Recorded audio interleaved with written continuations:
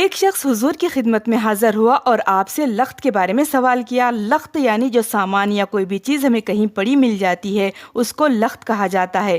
تو اس شخص نے کہا کہ یا رسول اللہ، ملے ہوئے سامان کا ہم کیا کریں؟ تو نبی کریم صلی اللہ علیہ وآلہ وسلم نے ارشاد فرمایا کہ اگر کوئی برتن ہو تو اس کی بناوٹ یا اس کے حلیے کو ذہن میں رکھ کے 1 سال تک اس کا اعلان کرتا رہے۔ اگر مالک مل جائے تو اسے دے دے، ورنہ اپنی ضروریت میں خرچ کرے یا استعمال کر لے۔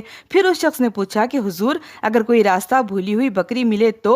آپ نے فرمایا کہ وہ تمہاری ہوگی یا تمہارے بھائی کی ہوگی، یعنی کسی دوسرے کو ملے تو اس کی، ورنہ کوئی بھیڑیا اسے اٹھا لے جائے گا۔ پھر پوچھا گیا کہ اگر اونٹ جو راستہ بھول جائے؟ آپ نے فرمایا کہ تمہیں اس سے کیا مطلب؟ اس کے ساتھ خود اس کا مشکیزہ یعنی پانی ہے، اس کے کھر ہیں، پانی پر وہ خود پہنچ جائے گا اور خود ہی درخت کے پتے کھا لے گا، اور اس طرح کسی نہ کسی دن اس کا مالک اسے خود ڈھونڈ لے گا۔ یہ حدیث صحیح بخاری سے ماخوذ ہے۔